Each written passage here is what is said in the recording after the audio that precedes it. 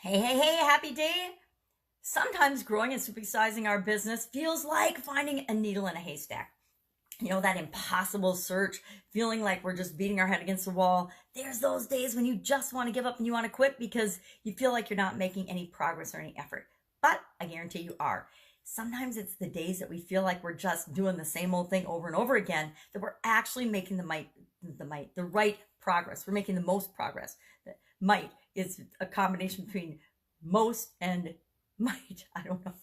Or we're actually making progress, even though we don't always feel like it. Now, sometimes you're not making progress and you're screwing stuff up, and then you just course correct and move in the direction you want to go.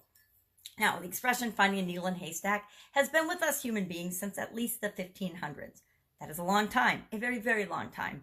And any expression, any saying, any words, any thoughts, feelings, beliefs that we've had for centuries are bound to impact us as human beings, the human race. Even if we don't think things like that are impacting us, they are, because culturally we have been exposed to them repeatedly.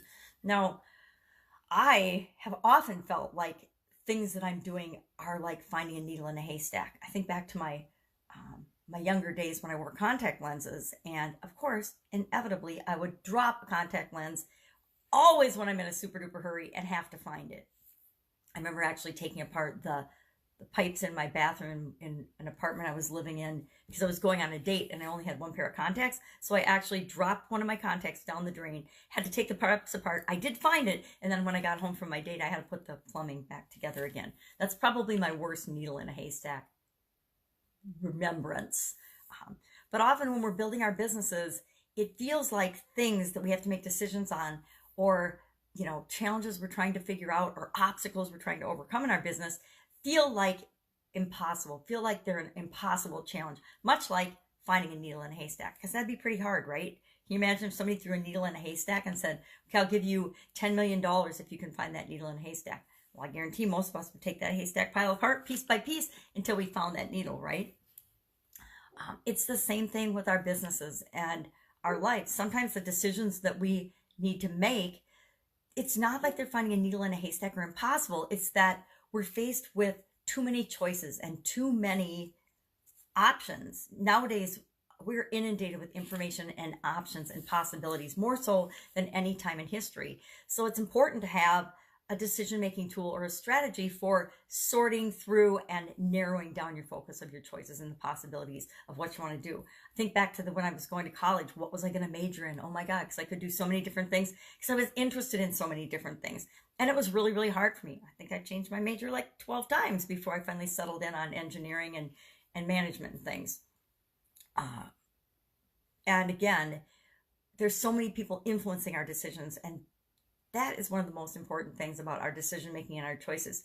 Make sure that you take advice from others, but that you ultimately maintain the power and the responsibility of the choices and the decisions you make. Make sure you're checking in with yourself and your intuition, and that it's the right decision for you, not just a bunch of other people's opinions, because I've done that too. And I found that when I was living other people's opinions of what I should do, I wasn't nearly as happy as when I am following my own path, my own choices, and making the decisions that feel right and are right for me. And they're not going to be the same for everybody. They're not going to be the same for anybody else.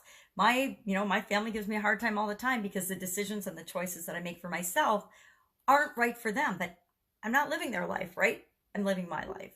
So make sure that you have a way of narrowing down the possible choices. When I went to college, there were lots and lots of choices for women. I mean, back then even. And it wasn't back like in the days when you could only be a nurse or a teacher. Women were nurses or teachers. That was it. There were lots of choices when I went. So it was just a matter of narrowing down. Okay, these are the 10 things I like to do. Now, of those 10 things, let's rank them. What do I like to do most, least? Same thing when we're finding our passion or choosing the people that we want to serve, creating a niche or finding the niche in the people that we want to serve.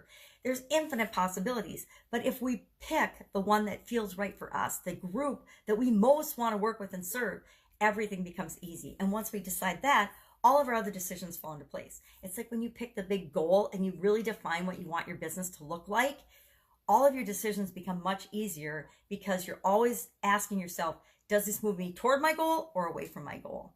And if it moves you away from it, you don't do it. If it moves you toward it, you do it. So there's lots of ways to narrow down that needle in a haystack decision-making possibility of infinite choices, right?